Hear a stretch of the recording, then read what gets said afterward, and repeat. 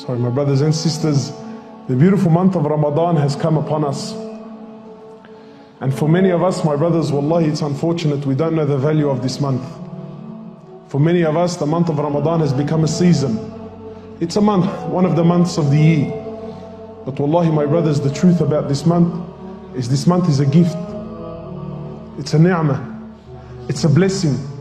To the point where Sahaba, imagine Sahaba, they would prepare for this month 5 months, 6 months in advance, preparation.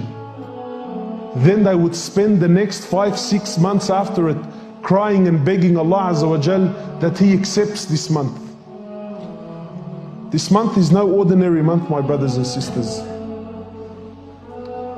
This is the month for every believer. This is the month of Quran. You know, my brothers, we've been fooled. Shaitan has worked so hard and he's been successful in convincing the ummah of Muhammad sallallahu alayhi wasallam that this is the month of festivals. He's convinced us that this is a festive season. He's convinced us, my brothers and sisters, that this is the month of invitations and big sufras and massive gatherings and hulu and sweets and hangouts and camel burgers and cocktails at night. I'm not saying this stuff is haram, please, I don't want anyone. Shaitan has convinced us, my brothers and sisters, that this is the month of activities. Whereas in reality, this is the month of ibadah. This is the month of worship. This is the month that your soul and your heart has been crying for all year round. This is the month, my brothers and sisters, I take an oath by Allah. If you give this month its due rights, if you give this month its haqq, if you work hard in this month, wallahi, you will go from zero to hero, I promise you. Wallahi, if you give this month its rights, you will reach the stage of awliya, I promise. This is the month, my brothers, where the doors of Jannah are open and the gates of hellfire are closed. It's the month of mercy. It's the month of forgiveness. So my brothers and sisters, I do not want you to waste this month.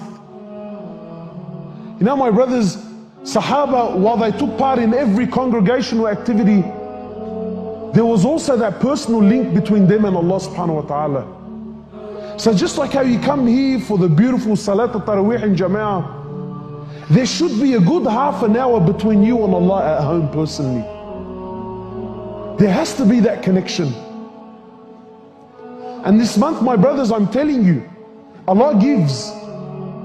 This is the month, my brothers, where every night Allah Azza wa Jal, every night in this month, Allah Subhanahu wa Ta'ala looks down upon this ummah and He handpicks the ones that He wants, and He says, you will be saved from hellfire. Hellfire has been made haram on you.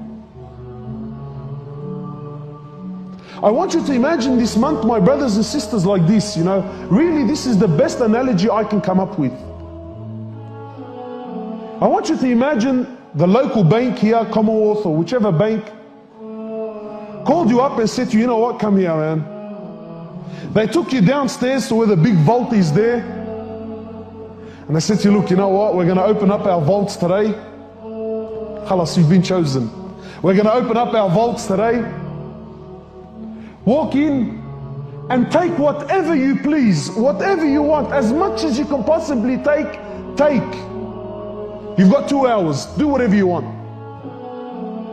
I can see some of the boys, they're ready to do these ones. 2 hours? Bro, I only need half an hour. I only need half an hour. But I want you to imagine the bank says, look, you got 2 hours, do as you please. Honestly, you tell me. In those 2 hours, are you going to rock up in a car or are you going to rock up in semi-trailers? Honestly. In those 2 hours when you're in the vault, you're going to be answering phone calls? You're going to be texting and WhatsApping and seeing what's happening on Facebook? Honestly, are you?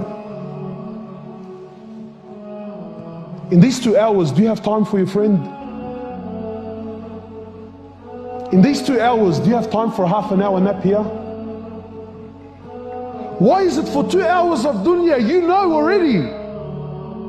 Everyone in this room understands perfectly well that in these 2 hours, no one talk to me. Don't invite me, and I'm not going to invite you. Don't text me because I won't be texting you. With dunya, we understand the value. What about when Allah subhanahu wa ta'ala tells you this month the doors of Jannah are open?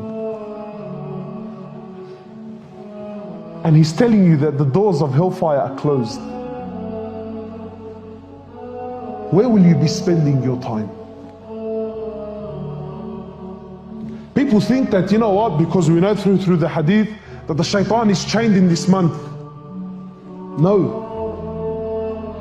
He knows, he's planted enough seeds. He already knows, my brothers. And I'll give you an example. It's a bit late, but I'll give you an example just so you understand. For those who are really serious about this month and they're serious about reading Quran in this month, because we know that this is the month of Quran. Really, when did they start reading? Months ago. But shaitan convinced you and I very easily, Yani, that look, I just got to finish off this job, let me finish off this contract, let me get this out of the way, let me clear this out of the way. Watch, cuz first day of Ramadan, I'm gonna smash it. So here's what's gonna happen. Tomorrow morning you're gonna wake up pumped, you're feeling the buzz, everyone's talking about Ramadan, you're feeling it. But you haven't read Quran since when? Since last Ramadan. If you read it, then come in. But yeah, since back then. So we're gonna sit down, we're gonna open up the Quran. Look, wallahi, it's an amazing. Is there a Quran here? Is there one here? No. Taib. Look at the tricks of shaitan, yeah. This is just incredible. So the brother's gonna sit down, he's pumped off his brains, he's gonna read Quran, he's gonna munch into the pages now. So he's gonna open up, look, Allahu Akbar, look at these first pages, aren't they beautiful, man? Look at that. Look at those nice big borders. Look, there's only that little circle there in the middle with a little bit of writing in there. Allahu Akbar, first page of Quran, Allahu Akbar. So obviously he's gonna start, A'udhu billahi minash shaitanir rajeem, Bismillahir Rahmanir Rahim. What's the Surah Al-Fatiha? I know this off by heart, man. I don't even need to look at the page. So he smashes Surah Al-Fatiha, Allahu Akbar, then he goes over to the next page there, nice and look at that beautiful big border. Then he's going to read Bismillah ar-Rahman ar-Rahim, then he's going to look at that first word and say, what's that? Alif, Lam, Mim. Then we're going to put up a bit of a fight and we're going to get those 5 little, you know, because there's only 5 verses. So we get them out of the way. Then we're going to turn the page and get the biggest shock of your life. Because you're going to turn the page and you're going to go, Ya Allah, where did those big borders go, man? Where did the little writing in the circles go?